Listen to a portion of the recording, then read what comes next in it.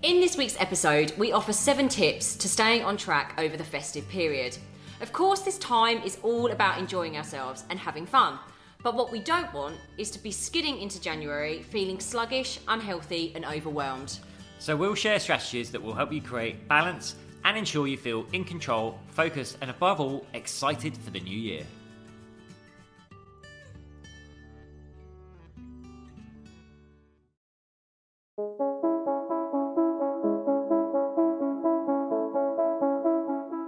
Hi, I'm James Davis. And I'm Claire Davis. We're the Midlife Mentors, here to lift the lid on how to achieve health and happiness. The balanced, no-nonsense way.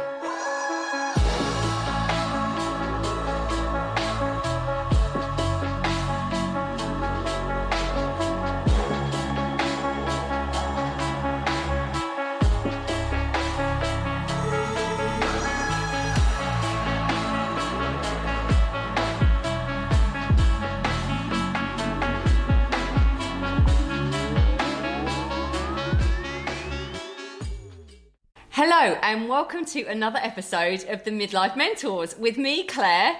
And me, James. How does that feel? Well, I'm not sure. I let Claire start. I think I pressed the go button on the recorder and Claire looked at me blankly. But remember, on the last podcast, she said, I should go first next time. Is that your impression of my voice? No. No. James is about to say something very rude about my dulcet Dartford tones then. I know you were. Yeah, that was quite weird. All right. That's how you speak. All right, I'm from Dartford.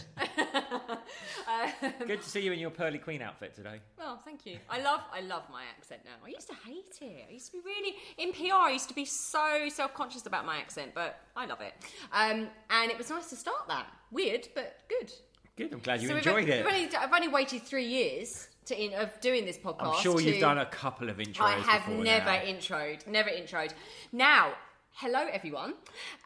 We are very excited because we are now currently running Vision and Vitality. We kickstarted it this week. And oh, it's amazing. Oh my goodness. It's really taken it up a level of what we've done before. It's very, very much around, I suppose you could say, like the mindset and the spiritual side and aspects of what we teach in the Midlife method, but kind of really, really focusing down on creating that vision for ourselves, figuring out what our passion and purpose is, and creating a really rock solid plan about how to activate that in 2023. And we had an amazing call a couple of nights ago. That was fantastic, wasn't it? Oh my goodness. Really And another powerful call tonight, actually, to catch up with everyone. A really powerful session, lots of aha moments for people, lots of insights and things. And forever, I came off it very emotional because forever grateful for being able to do what my passion and purpose is with the man I love. Doing it, Is that me? No, it was you were out. Cheeky. Like my passion and purpose, but it took me 15 years to find my thing. So actually helping other people in their midlife figure out what that might be, or double down on what they're already doing, and thinking about the legacy that they want to leave and the person they want to be moving forward into the second act of their lives is really humbling. Loved it. Yeah, it was beautiful. It's a fantastic group. So much engagement as well. Also running a 23 private people. Facebook group as well. Every day there's tons of people posting in there. So really, really empowering and inspiring. Yeah, just gorgeous. So really, really feeling the vibe off of that in the moment, and really lifting us up for December. And of course, the other vibe we're feeling, Claire, or one of us at least, is Christmas. And I said other things like Claire is normally Christmas mad, but this year she has turned into the Grinch. I haven't turned into the Grinch. I'm just a bit homesick. I went out, I bought a wreath for the front door, I was talking about a Christmas tree. She's like, no, I don't want Christmas. Listen, right, I'm very grateful for being here in Ibiza, but I'm not going to lie, it's not stopped raining on and off. It's not... Sun is shining now. Okay, it's about 18 degrees outside. Fine, yes, okay, but it has rained a lot. And also, I am a Christmas fairy, and I do love the Christmas vibe of being back home. And apparently, I know it's freezing cold back in England at the moment, but apparently the sun has been crisp mornings, like some of the photos I've been seeing on Facebook and social media of the crisp sunny mornings. I'm like, oh my god, it looks so lovely. So yeah, I am being a bit of a Christmas Grinch. I'm not as excited as I have been because I'm a little bit homesick. Although you did tell me this morning that you accidentally watched a certain Spanish supermarket's Christmas food ad and that got you excited. Oh, we did. You are allowed to say it. It's not like we're being paid by them, is it? Shame we're not. Lidl, send us some of your knockoff chocolate reindeers.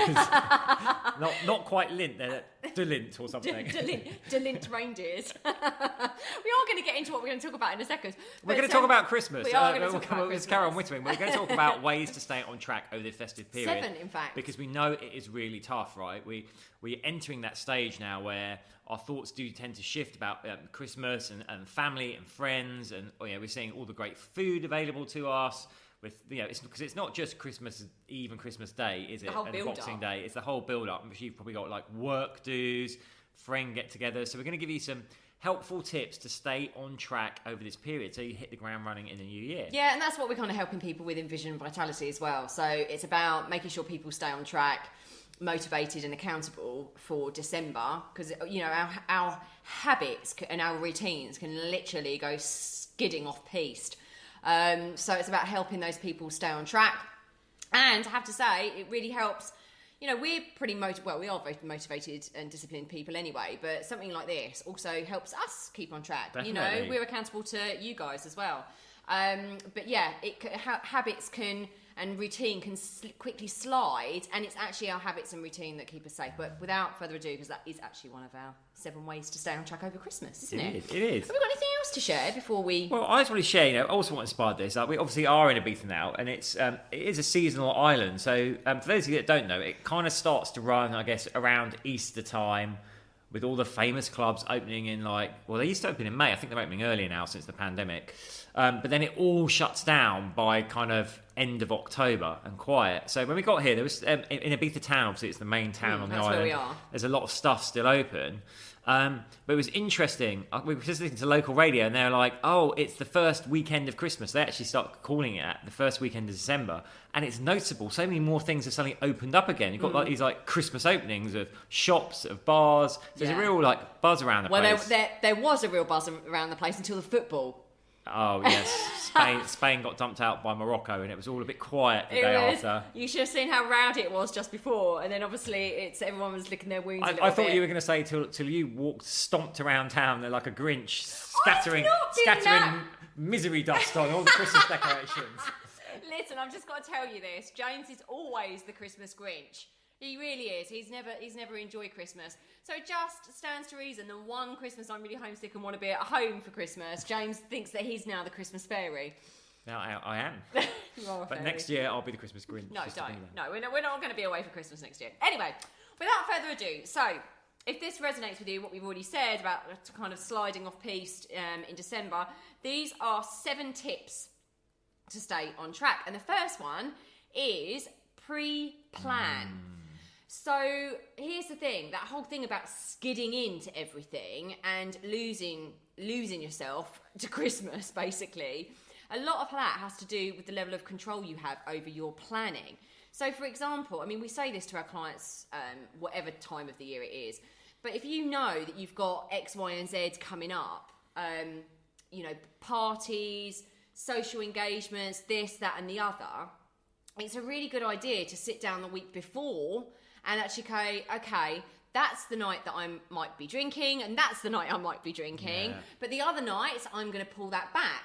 That's the night I'm going to be out stuffing my face with lovely food, but that's the day that I'm going to rein it back in again, because it's all about creating balance, right? So that should be really another tip. But pre-planning allows you to redress the balance of the overindulgence with pulling back a bit. It's really about prioritising yourself. So I'm sure you're probably going to get a lot of invites to a lot of things in this period. Some you really want to go to, which is great. Others you might be a bit ambivalent around. Others you probably just don't want to go at all, but you might feel that you should go.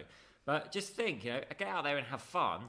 But, if something's not lighting you up, if you're not feeling like going, don't go if it's also going to set you back. If it's another night where you'll be up late, where you'll have drinks, where you'll eat too many mince pies. Just say yes to the stuff you want to say yes to, and don't be afraid to say no to the stuff that you want to say no to. And that comes into all pre-planning, really, it does. doesn't it? I'd say the other side of planning is just be careful with your shopping, right? You might be going around the supermarket just do your normal shop. It says you. But you'll see, all that Yule log looks nice. Guess what? If you've got it in the house, it's not. Well, it will be when I take you to Lidl. There is a Lidl in Ibiza town. Ibiza Lidl sold out apparently.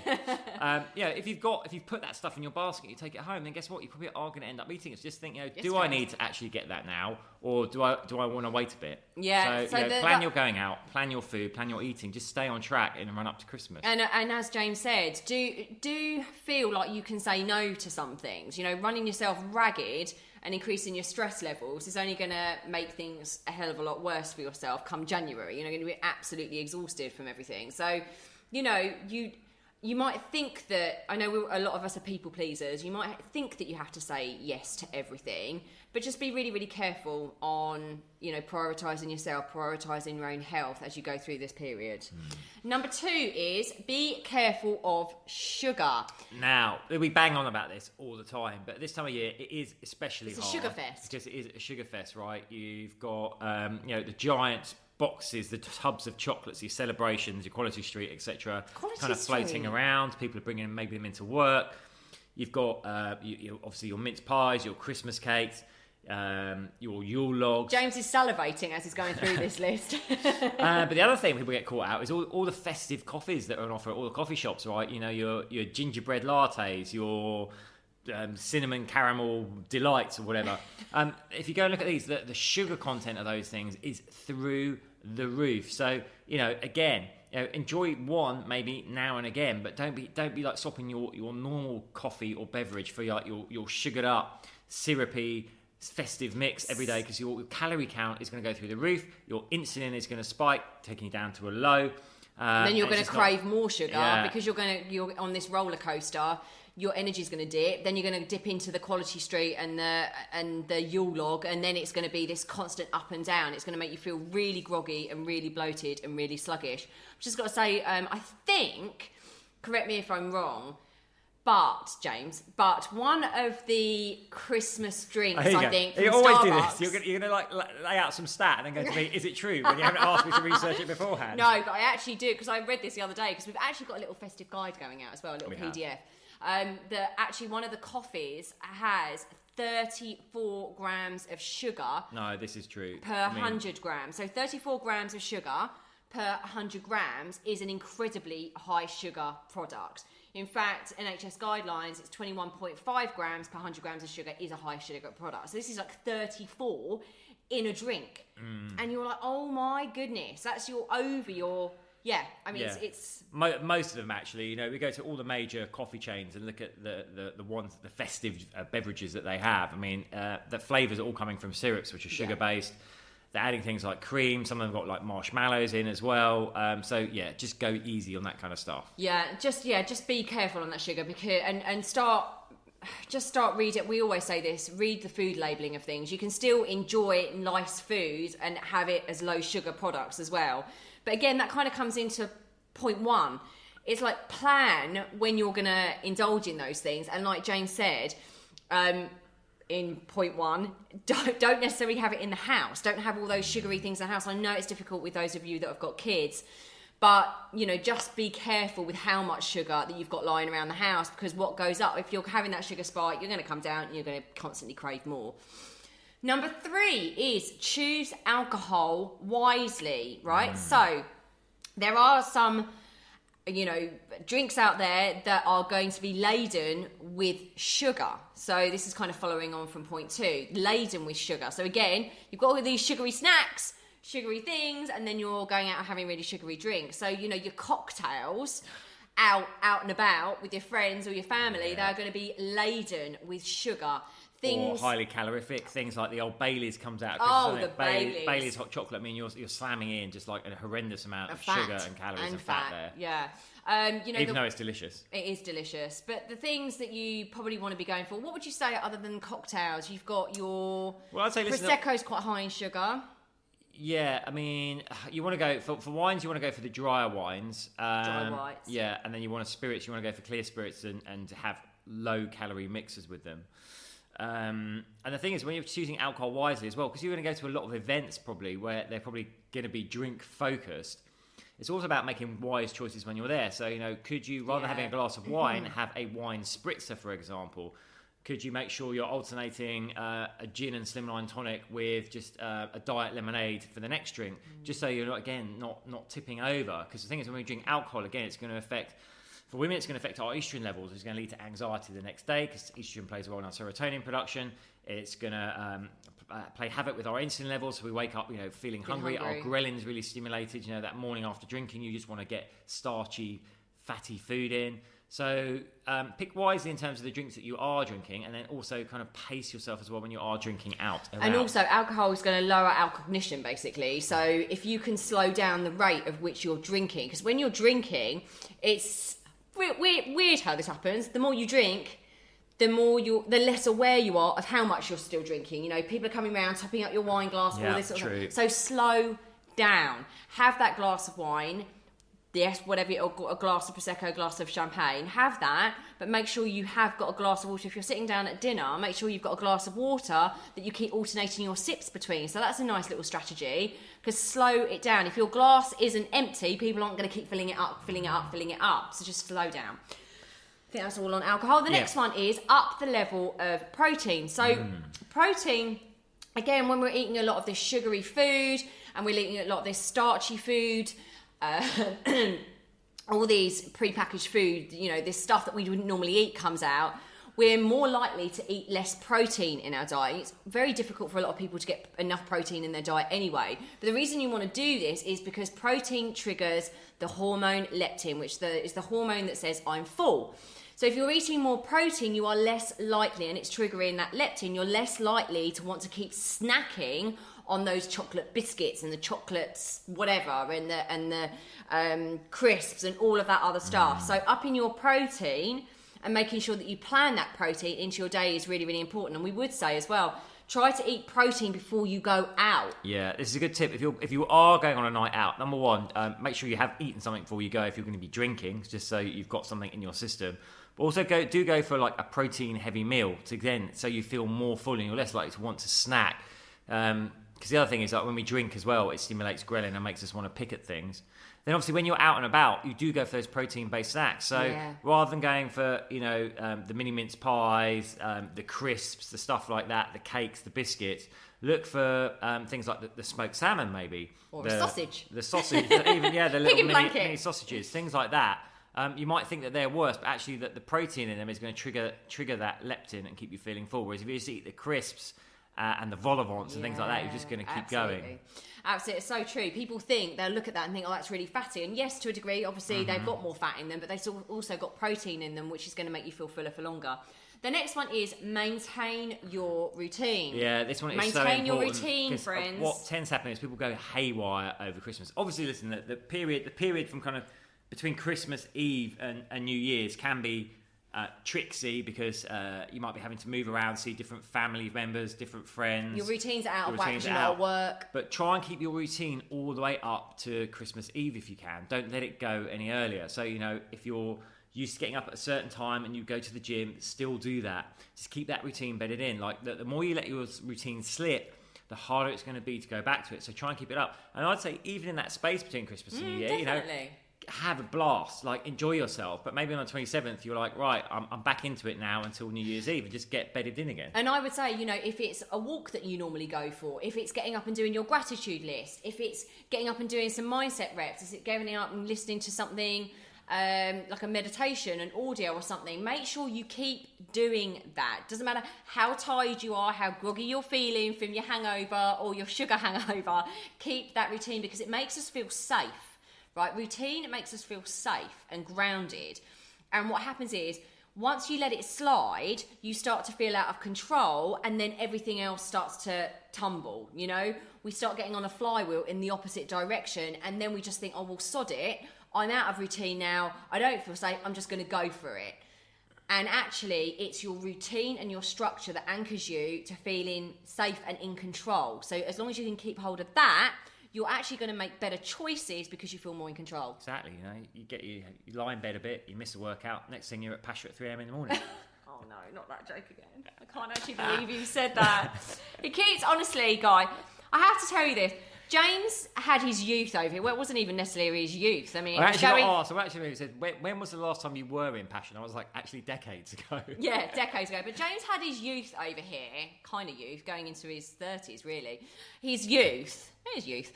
And you're 50 now, so that was youth. But he'll, honestly, every time we drive past any of the clubs, he makes this funny joke, which isn't very funny, about, we should go clubbing in there, blah, blah, blah. He'd be terrified. Well, also, they don't start till midnight, which is way past my bedtime. We've been in bed for 3 hours by the time these clubs open, and also you'd be absolutely terrified. But he still thinks that he's the young whippersnapper that can go clubbing. It's quite sweet. Anyway, we digress. Next one is move your butt. Yes. Move your butt. So. Big one, this. It's easy at this time of year to end up sitting around on the sofa, indulging in the TV, binge watching stuff, and letting that movement go. In fact, you're going to consume way more calories over this period than you would do normally. So you need to move more. So move more. Go for a walk. Yeah, get up, go for walks with the family, go for walks with the friends. It's also going to help with... because again, that whole sugar, the alcohol, it is going to make you feel sluggish, and it's actually going to negatively impact your mood. It just will. All that sugar and all that alcohol will negatively impact your mood. So actually getting outside and going for a walk is going to increase those feel-good endorphins. Moving, just in general, whether it's walking or your normal exercise or HIIT or whatever, it will make you feel better, make you feel more in control. But also, if you do these things outside, even though it's cold, you are going to get that hit of vitamin D, which obviously helps with anxiety and low mood. Yeah, fantastic. Okay, final tip is play it forward, right? Yes, number Think 7. about January and you'll go away. Like, how do you want to be going in? Let's forget about New Year's Day, because obviously people do like to go out on New Year's Eve. But January the 2nd... We don't really do. Well, we don't. I'll tell you what, New Year's Day, we're going to be on the beach doing a swim here. We are. But January 2nd, how do you want to be feeling? Do you want to be coming off the back of like 2 weeks of overindulgence, little movement, lots of sugar, lots of alcohol, just feeling like, ugh, and feeling like you've got a mountain to climb? Or do you want to be going, you know what, I enjoyed myself, I had a great time, but I kept a lid on it. I kept my routine solid. I watched what I ate, I watched what I drank, and I'm feeling good to go. Absolutely. Play it forward. So when you're at that choice point, when someone's coming around with the Jaeger bombs, you're like, let me play it forward. Well, yeah, for the next day, actually. Let me play it forward the next day. But that's so true. And that is, again, why we wanted to do Vision and Vitality, because we wanted people to have a very clear vision of where they're going, to keep the eye on the prize. And when we have a strong emotional connection to the why and the what, it's far easier to keep on track.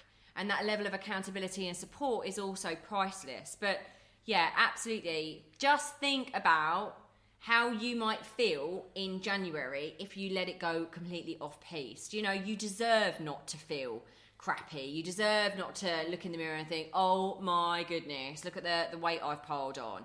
You deserve to wake up in the morning with more energy and not feeling like you're on the back foot as you enter a new year. So that would be our advice, is just to make sure that you think a little bit more past the quick fix now, the satisfaction now. Maybe play it forward and think the satisfaction you're going to experience if you just keep a bit more of a lid on it.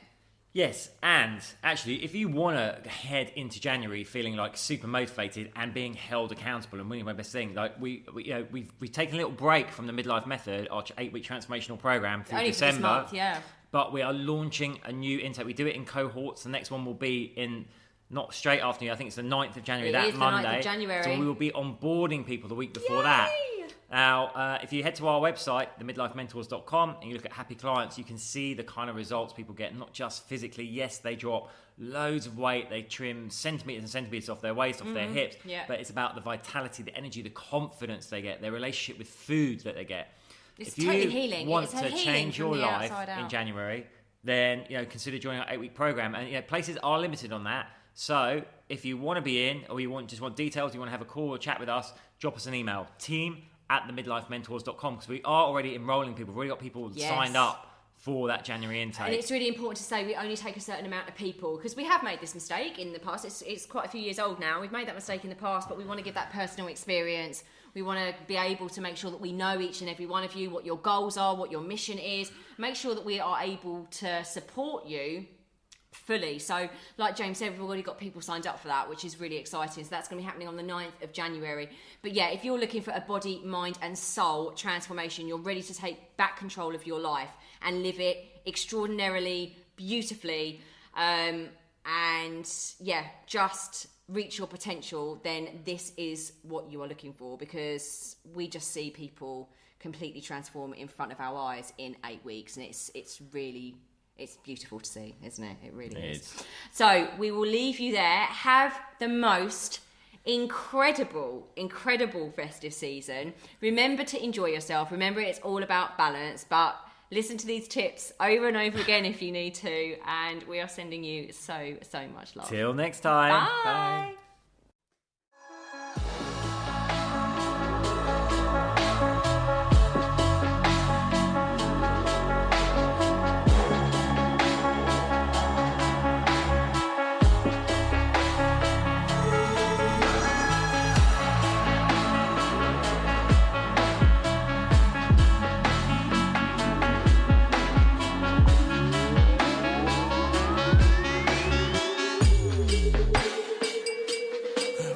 Yeah. You've been listening to the Midlife Mentors with Claire and James Davis.